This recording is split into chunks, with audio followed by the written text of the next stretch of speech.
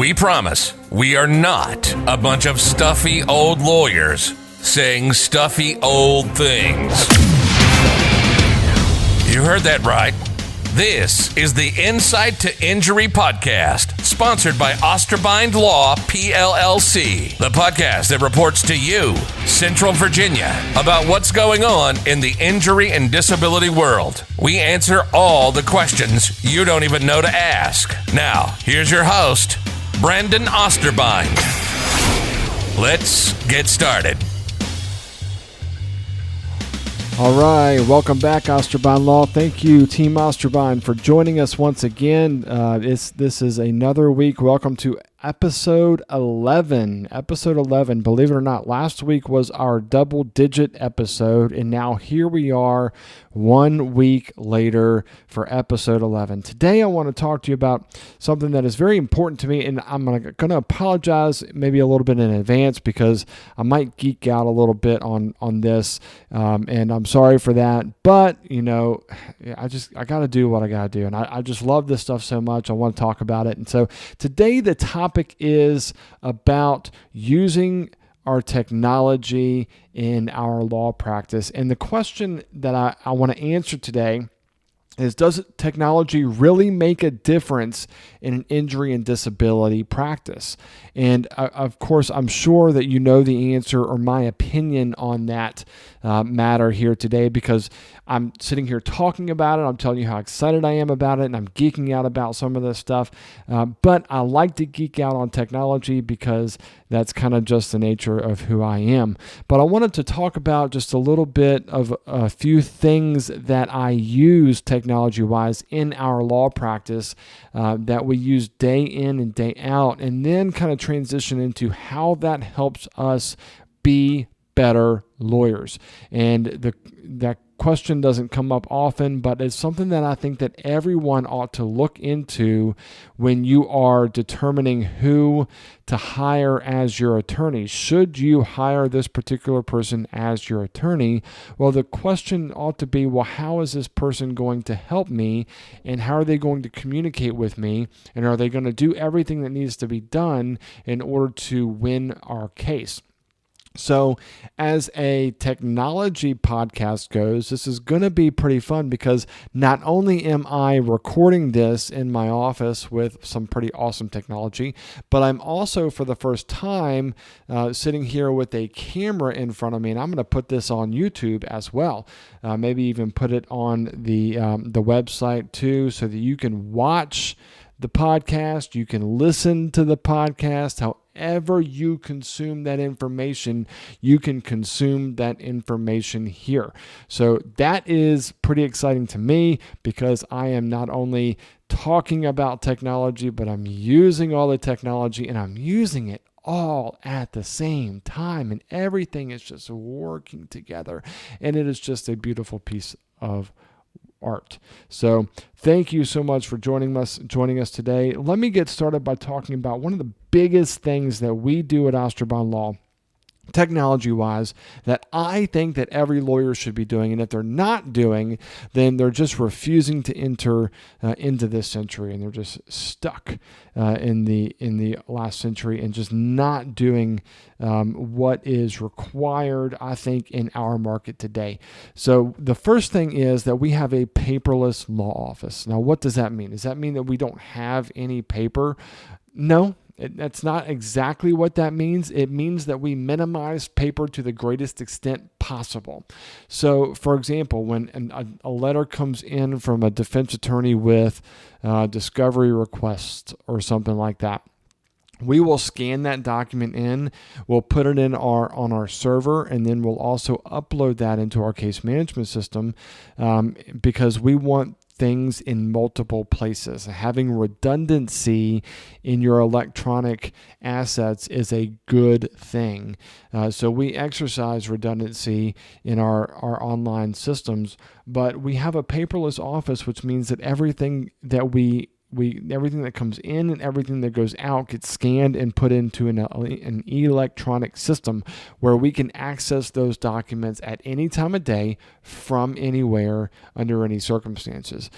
So if I end up having to quarantine at home for 14 days, it doesn't matter because I can still work from wherever I am as long as I have an iPad or a computer or even a cell phone. I mean, it's ridiculous how much you can do with a cell phone these days. So our paperless office enables us to work from anywhere, to do anything, and to accomplish our clients and goals without having to be constantly in our offices, which I love my office. It's a beautiful office. I love my furniture. And I love my books. I love my bookcases. I love my setup. If you're looking at me on the camera right here, right beneath the camera, I've got my MacBook Pro, my 15-inch MacBook Pro.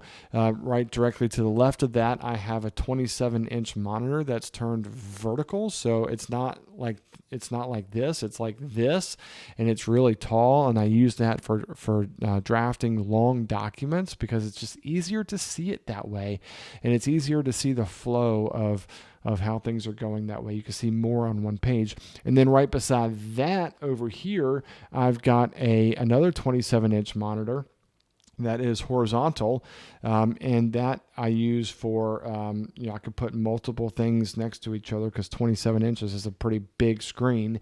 And I have both of those up on an arm that's attached to my stand-up desk. So I can stand up or sit down at will, and everything on my desk goes up or down with it. So that is kind of my technology setup. And right underneath my horizontal monitor, I have my new 2019, so I guess it's not so new, but it's a 2019 iPad Pro with a brand new Magic Keyboard, which is amazing. So I have literally got everything I need right here in front of me, and everything all the screen space that I can possibly use right here. So that is kind of my technology setup, and I like to use all of my screens because there are different places that I like to put things. Like I said, on my vertical 27-inch monitor, I like to put my Word documents, but I like to put my preview screen with some of my apps and in my file folders in our online server over on my horizontal screen. So not only can I just look at the documents, but I can preview the documents in an app that's called Pathfinder. And it's amazing. I can see pretty much the entire file with one glance, and I can pull up any document at any time without having to open the file, which is pretty amazing in my opinion. It's pretty seamless, and what Pathfinder would say is that Pathfinder is everything that Finder should be. There are definitely some improvements that Apple has made to Finder over the years, but this app in particular, even though I have to pay for it and I have to pay for upgrades and things like that, it's 100% worth it because it does everything that I need so that I can look at a case file as if it were laid out on my desk, which Finder just doesn't give me the opportunity to do. So the whole paperless office concept is one that's been around for a while. A lot of big companies are paperless. Everything that comes in and everything that goes out gets scanned. And like I mentioned earlier, everything gets uploaded to our case management system, which I've used my case for case management since probably 2013, I think. Before then, there weren't a whole lot of options for case management. Almost all of the case management systems that I know of back then were more, you get a CD in the mail, you plug it in, and you download and install the software onto the computer. Any updates would have to come in the form of a CD. It was really clunky and not very good at doing everything that you need to do. Well, sometime around the late 2000s, early 2010, maybe 2012 or so. I don't recall exactly all the years. It really became a big deal to offer a case management system as a software as a service. Now, it's SaaS. So software as a service is a big deal these days. So you don't actually get CDs anymore. You'll get these downloads that you can get, and you install them on your computer, or you can get something that operates within your web browser, which is what my case is. So no longer do you have to install and update software on your computer.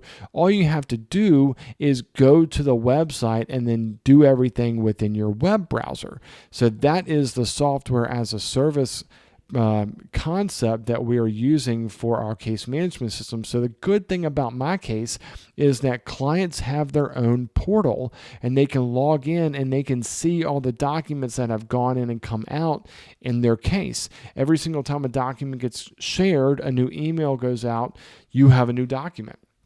Every time there's a message that we send you or you send us, we get an email or you get an email that you have a new message in my case. So you can go then, log in, and you can see the information on my case. And that increases our communication with our clients. So the other things that I would just like to briefly mention, one, my case actually featured me probably 3 or 4 years ago as essentially a MyCase power user. Every feature that MyCase has, we use in some shape or form, whether it be the note taking, the call log, the invoicing system, the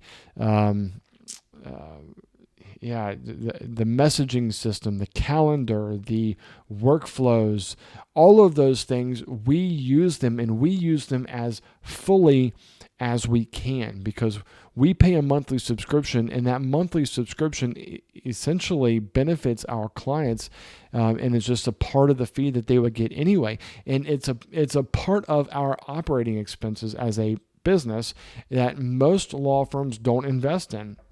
I probably spend maybe $7,000-$8,000 a year on this case management system, but I don't charge any of my clients for access to their case. That is something that they should have anyway. That is a firm belief of mine that the more information our clients know, the better they are at making informed decisions about their case. So I invest in our case management system because I feel like it's a value add to our clients. So I'll post a link to the piece that MyCase wrote about me in the show notes so that you can read it. And one thing I'll say is this article was written about me when I was still at my last firm, and I was the only one there that used it. My legal secretary used it, and I used it, but no one else really used a case management system there. So it's something that I've been passionate about for a long time, but for the most part, other lawyers don't utilize it. I'm still not exactly sure why. It helps me out tremendously. It functions well with the way my brain works. And maybe it just doesn't function well with how other people's brains work. But the old system is just so antiquated, because if you think about it, if a letter comes in or a discovery comes in, what do you have to do? You have to take that and make a copy of it and then send it out to your client. In the old system, if I wrote a letter to an insurance adjuster or to an attorney, what would I have to do? I have to share that with my client. I would put a little CC for carbon copy. We don't do carbon copies, but people still put CC. I don't know why, but they would copy. I'd have to copy my client. And what does that mean practically? I have to sit and make another copy. I have to put another envelope together. I got to use another stamp, and I got to send it through UPS to get to my client's mailbox. And several days pass, sometimes 7, 8, 9, 10 days pass before my client knows that I sent that letter. And that's a problem. I just think that that people are owed more information faster, especially here we are sitting in 2020, and people are still using CC for carbon copy, even though it's not a carbon copy, and they're still mailing documents to their client as a copy instead of providing it in electronic form. And that just blows my mind. I can't imagine a scenario where I would actually send something like that to my client in the mail. Using the electronic version is so much more efficient. It's so much better. It's so much quicker. And it's just all around a better idea, especially here as we sit in 2020. And the last thing that I'll say that I use that I think is pretty cool is I use a couple of apps on my iPad. One is called Transcript Pad and another is called Trial Pad. And these apps are just awesome. And they're created by a company called Lit Software. And Lit Software also did a feature piece on me a couple of years ago, talking about how I use their apps, and particularly Transcript Pad. One of the things I really like about Transcript Pad is that I get to read transcripts of depositions, and I can tag certain things in the transcript. I can create reports of certain things. I can create subject tags. Like if I want to talk just about what happened in a car accident, I can tag car accident, and then I can hit print report. And every time that I've tagged something car accident, I'll only get a 3 or 4 page document where every time that we've talked about the car accident, I can see everything in one place, and I don't have to read through a 60, 80, 100 page transcript to find where did they say this. If I've got a client who injured, let's just say I've got a client who injured a left elbow and a right knee, I can tag every question and answer where the client talks about the left elbow, and then I can just print out a left elbow report, and I can see everything in one place where my client talked about the left elbow. And I can see everywhere that my client just talked about the right knee. It takes a little bit of work in creating the tags and making sure that everything is tagged, but that's a lot quicker and easier than the old way of going through and writing notes and creating the report essentially longhand by reading a physical transcript and then typing everything into a memo to file. That's the couple of pieces of software that I want to talk about. The paperless office is a big deal. Now I want to talk about why is that so helpful in an injury and disability law practice. Well, the first thing that I kind of alluded to earlier is that it increases communication and it speeds up my communications with my client.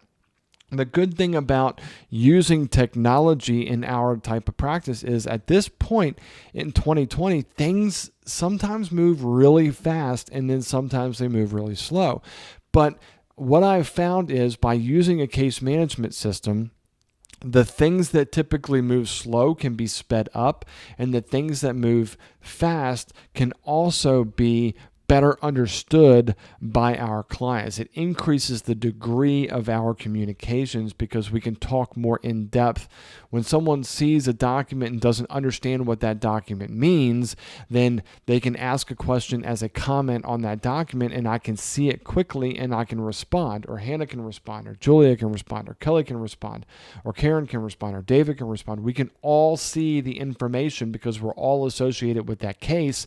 And that just helps us to increase the degree and the speed at which we can communicate. The next thing that I'll say about why is it helpful or even necessary for an injury or disability practice to use technology and to use it well is that it creates better accountability and progress in your case. So one of the things that we do is we use workflows in our case management system. So for example, in a personal injury case, the court always issues the same pretrial scheduling order, which has certain deadlines for certain things. So we have a workflow, and all we have to do is add that workflow to our system, and then all of a sudden the tasks get automatically created, the calendar events get automatically created, and all that information is shared with our team so that we can keep each other accountable to make sure that the case is progressing the way that it should be progressing. So One of the things that I think is really important too is that we can communicate with our clients, and our clients can see the information coming in and going out, and the client can see whether we've responded to things, and the client can see whether there's something that needs to happen that hasn't happened. And if the client has questions about that, the client can call us and say, why haven't you done this? And there may be a good answer, there may not be a good answer. So we have an increased level or degree of accountability because we use a case management system. Now, if you don't want your client to know all of these things, and maybe you don't use a case management system, I personally would prefer my client to know all of these things, know these deadlines, know that these tasks are coming, know that these documents are coming in, because that increases the degree of my accountability to my client. I'm already accountable to my client. If I mess things up, then that's a malpractice issue, and I'll need to call my carrier. But I don't have any intention of doing that because I want my client to know everything that's going on in the case, every piece of information that comes in and goes out on this particular case. The third thing that I'll say about why it's important to use technology in a practice like ours is it increases the emphasis on the process, and the process is where it's very important. I'm a firm believer in creating systems in our law practice, systems in the way that we go about trying and pursuing good results for these cases. So if you follow the system, the good result ought to follow as well. So if you figure out the best way or the best practices to do these certain things, and if you follow the system, then everything ought to work out on the back end. So we have worked really hard inside of my case to create this system where things can get done and things can get done well. So emphasizing the process itself will increase the degree of the results that we get is the idea. So if you emphasize the process, the result ought to be more consistent, and the result ought to be better as a whole. Sometimes you just have to take a step back and look at the whole practice from an aerial perspective. We do that at least once a month. And emphasizing the process in our case management system and with our technology helps us and gives us the freedom to take a step back and say, okay, how many cases do we have in the discovery phase? How many cases do we have in the treatment phase? How many cases do we have in the pre-litigation phase? How many cases do we have in the litigation phase? How many cases do we need to set for trial? How many cases are already set for trial? How many cases have we tried, or how many cases do we have that are settled? So by dividing the cases up that way, it makes it easier to take an aerial view of our cases as a whole, and then you can batch produce things. So if I'm doing a bunch of discovery in one day, it just makes it a little bit easier if I'm in discovery mode to do a ton of discovery in one day, as opposed to doing a little bit of discovery on Monday, a little bit of discovery on Wednesday, and a little bit of discovery on Friday. We could do it all at once, knock it all out, and it'll be even better because I'm thinking about discovery issues all at the same time, and it enables us to be more consistent across cases. And overall, I think emphasizing that process will make the end result that much better. And the last thing I'll say about why is it important to use technology in a practice, in injury and disability practice, is that it limits human error. One of the things that I haven't talked about yet today is our document automation process. So there are several documents in our practice that we repeatedly send out over and over and over and over and over again. And the only things that we change are the names, the last four digits of the social security number, the date of birth for our client. Those things have to change. But I have had those medical records requests or things sent back because someone forgot to change the date of birth. And those are simple things, but they're important things. So what we have done is we have created templates for all of these documents that we routinely use over and over and over again. We've created templates for these documents, and our case management system has our client's date of birth, our client's name, our client's social security number. All of those things are already there.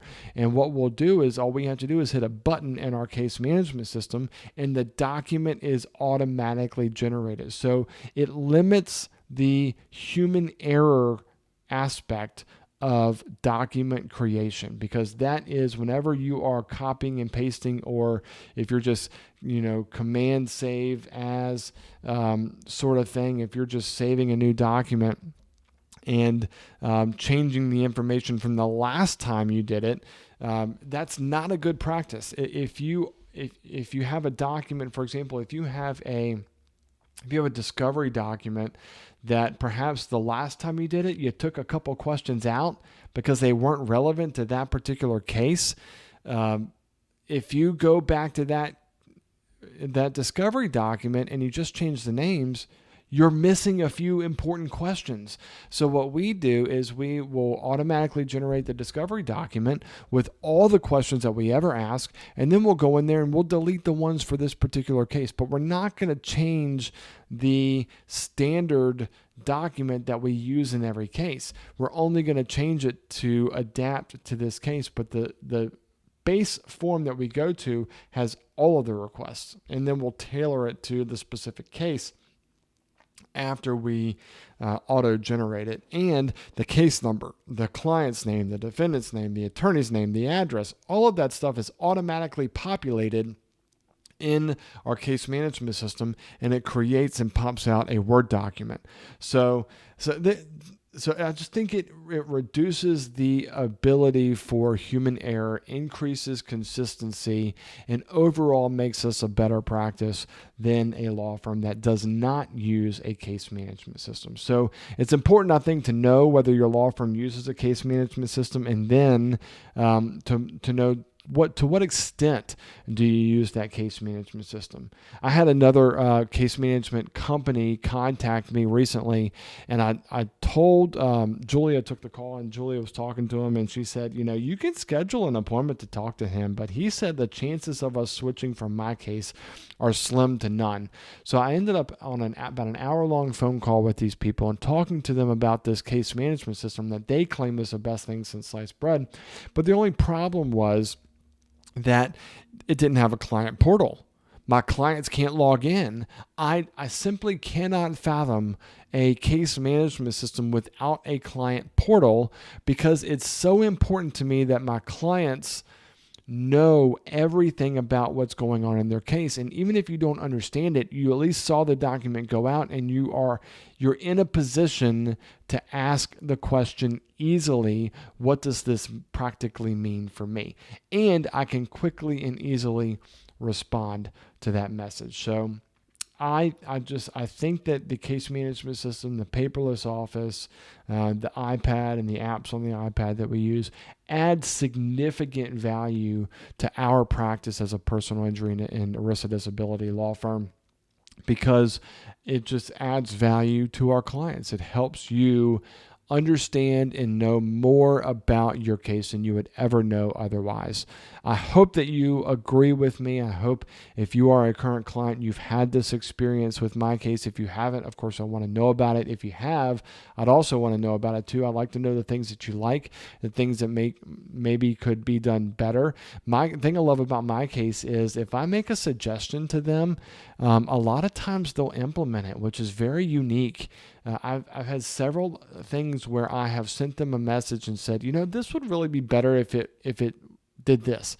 And then my case, a month later has figured out how to implement that, and all of a sudden it's there. So it's wonderful. If you have ideas about how this can be done better, let me know, and I'll forward those along to my case. And any other case management people that we talk to along the way, I'll tell them what our clients say. And if you're an attorney and if you want to know more about how we use my case, I have sat down with a couple of attorneys, local attorneys, and I've helped them set up their my case. I've shown them how my case works for us. I've even given out templates to other attorneys in our area, and it's a huge value add to them. And I do it not to toot my own horn, but I do it because I want to help people. I think that's just in my nature. I like to help people, and I guess it's why I do what I do. But several other attorneys have come to me and said, show me how you do this. Show me how this works for you. And I've sat down in my conference room. I put my screen up on the TV, and I've gone through a fake case, and I've shown people how to create documents, how to use messaging, how to use a call log, all of those things, how to use document automation. The problem is it just takes a little bit of effort, and to set everything up, it takes a lot of effort, and it's a lot of time that I've spent sitting on my couch on a Saturday night when all the kids are in bed, plugging away and creating a new template. Those are things that I do that I don't get paid for, so to speak. I don't get paid by the hour for that sort of thing, but it's stuff that has to happen in order to increase the degree of our client experience, which is very important to me. So I hope this podcast has been helpful for you guys. Of course, if you have questions about how we use technology or any suggestions on apps that maybe I didn't talk about or things that you think could be helpful in our practice, I'm always open to suggestions. I tell our team here, just because we've always done it that way, doesn't mean that's the best way to do it. So if you have suggestions, we're always open to change our system or our process if there is something better out there in the world. So if you find that, send it to me.